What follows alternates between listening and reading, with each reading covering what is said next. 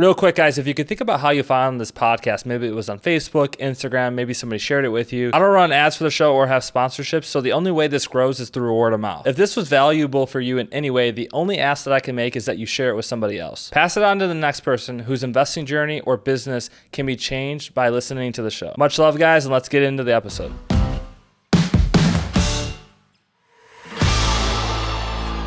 Welcome back, everyone, to the Learn Like a CPA show. I'm your host, Ryan Bakey, and today we're going to be talking about something that is extremely complex, and it is called a wherewithal to pay problem, okay? So I'm going to break down the steps. Let me give you a story.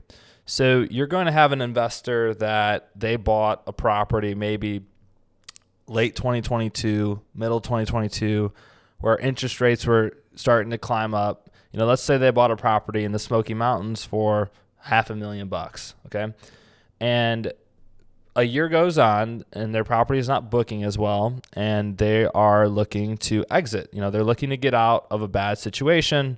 You know, some people might say, oh, looking to creative financing, seller financing. You can't really do seller financing if you don't have a lot of equity in the property. So at that point, it's probably you're going to actually have to get somebody to take over your mortgage subject to. But let's say they bought a property for $500K in the Smoky Mountains, and a year later they need to get out, and it's not worth $500K. Let's say it's worth $480 or $470. So you would think, okay, well they probably lost money on the deal because after they pay closing costs, realtor fees, they're actually going to lose money on the property. But let me give you a scenario analysis and kind of just show you how this works, especially when you factor in depreciation. Did you take cost segregations on that property? A lot of investors did.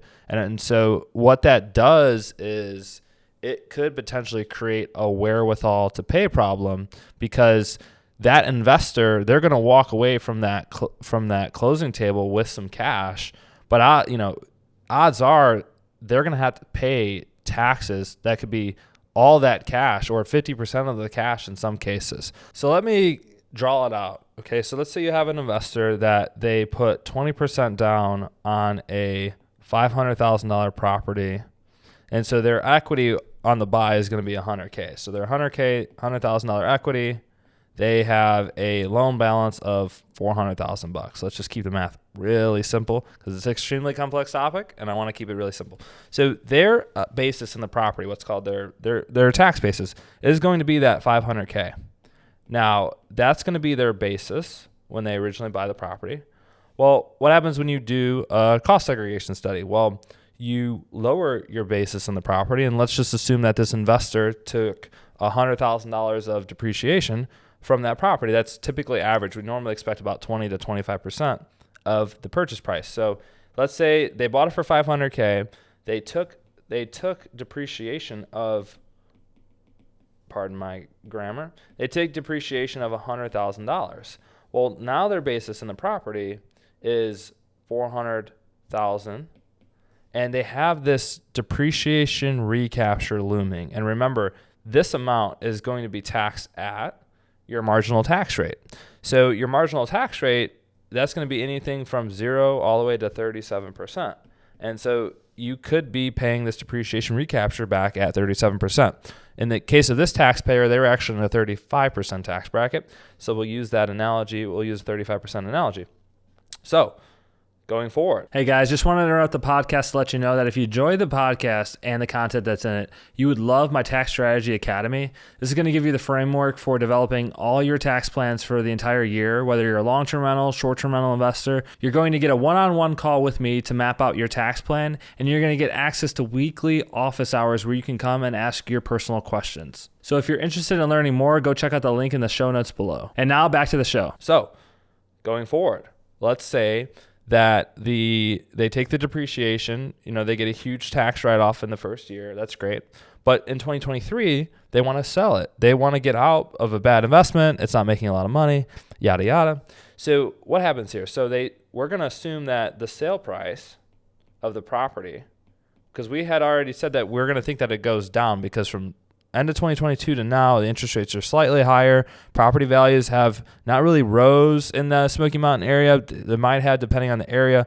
But let's just say, for example, in this case, that the property value loses a little bit. We could say that the property value stays the same, but let's just say it loses a little bit. So you're going to sell that property at a loss. You're going to sell it for $480,000.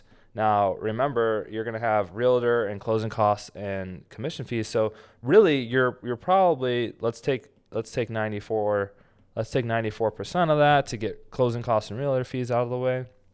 Pull up my handy dandy calculator, and you're going to have, gross sales, let's just call it a 451. Well, what do you got? You have a loan balance still of a little bit less than 400K. Let's just call it 400K to keep the math real easy. What are you walking away from that sale with?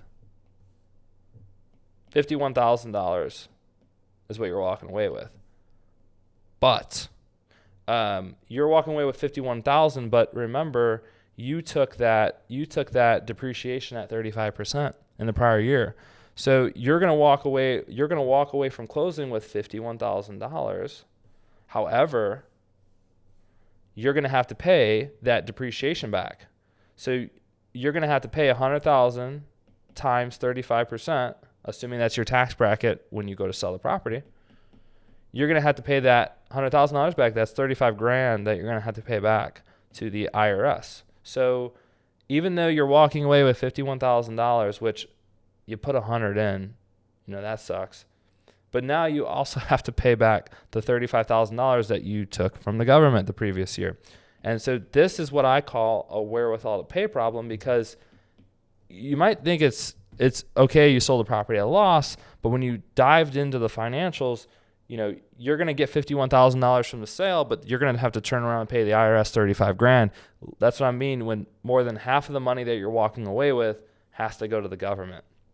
And so this can be drawn out and extrapolated for multiple scenarios. Maybe you did sell the property at a gain a little bit, but I just wanted to show kind of how the math works on this. Again, extremely complex. And if you're going through this scenario, let me know. I try to help out if I can. If not, find somebody else that can help you. But this just kind of shows what a wherewithal to pay problem could look like in the real estate space, especially right now. We know tons of people that are exiting the real estate space because of issues like this. And so to put a bow on everything, that's why having a plan becomes extremely important. Having that plan of what you're going to do if stuff goes well, what if it goes wrong? Having that life plan and sort of architecting your income and being able to see these things happen as they occur. And that's why tax strategy of anything else is most important, because if you don't loop in a tax advisor on this, you're not going to know that you owe that $35,000. So imagine, you get your $51,000, you're walking away. Okay, yeah, we'll take that on the chin, but now you got to pay $35,000 to the IRS. So not having a tax advisor and not understanding this could leave you in a world of hurt, and I don't want that to be you. And so that's why it just makes tax planning extremely important, because what can you do, right? So you can find other ways to help you offset some of that depreciation recapture. You might 1031 this into another property.